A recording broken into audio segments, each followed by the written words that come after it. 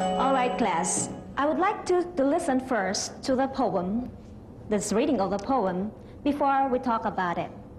Are you ready? Yes, ma'am. So here we go. The Tiger by William Blake. Tiger, tiger, burning bright in the forests of the night, what immortal hand or eye could frame thy fearful symmetry? In what distant deeps or skies burnt the fire of thine eyes? On what wings dare he aspire? What the hand dare seize the fire? And what shoulder and what art could twist the sinews of thy heart? And when thy heart began to beat, what dread hand and what dread feet?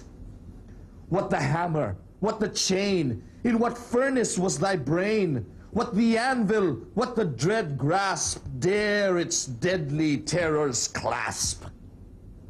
When the stars threw down their spears and watered heaven with their tears, did he smile his work to see?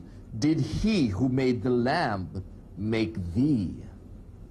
Tiger, tiger, burning bright in the forests of the night, what immortal hand of eye dare frame thy fearful symmetry?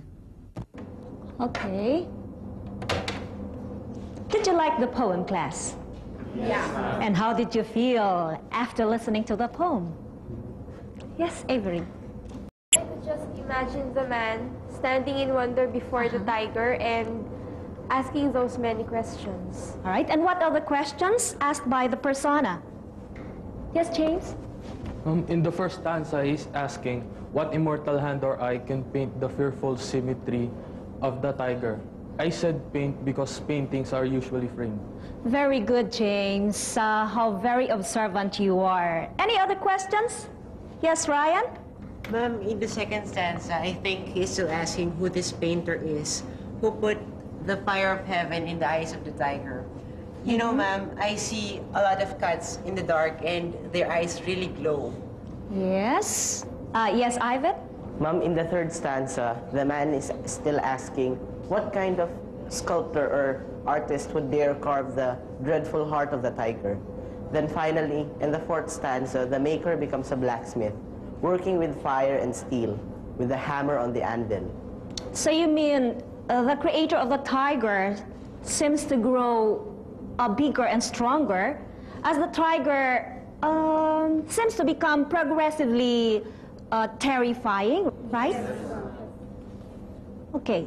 In the fifth stanza, what image is described? Yes, Maybelline? The angels threw their spears and then they cried. I think that they must have lost a battle against evil. Then the persona asks, did the maker of this creature smile at this? Is it possible that the maker of this meek lamb also created this? Very good, Maybelline. Now, can you tell us how the persona describes the tiger? And does he attempt to describe the tiger alone? Yes, Janine? Yes, he does, but he does not really try to call our attention to tigers. What he focuses on are the awesome qualities suggested by the tiger's fierce beauty. I think he is awed by the strength, imagination, and power involved in the creation of these beasts. Maybe he's trying to say that only a god can do this. Do you agree, class? Yes. Yes, Gail? I have a question. I am bothered by the fifth stanza when the author starts talking about the angels, crying, and then wondering whether the maker of this fearsome creature was the same one who made the lamb, which is so meek and mild. Okay, are you trying to say that the tiger, which is a fascinating animal, which also has an evil nature, was created equally as the lamb? Yes, ma'am. Yes? Okay. Well, I think you will agree with me that most of us are Christians. And as Christians, we do have our beliefs of what is good and what is bad.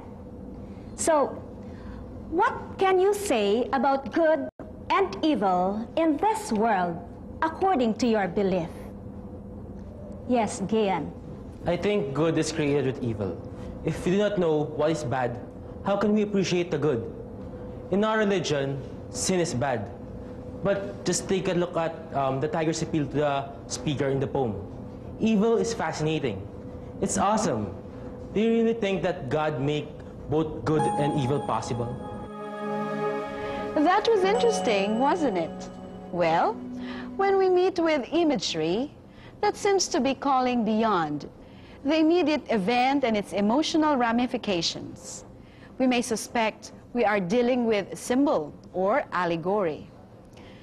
Some symbols are conventional, and these suggest a single interpretation. But the poet may also invent a symbol and provide its interpretation as well. In general, however, symbols in poetry ask the reader to interpret them. In a short while, we shall focus on sound as an element of poetry. Stay with us.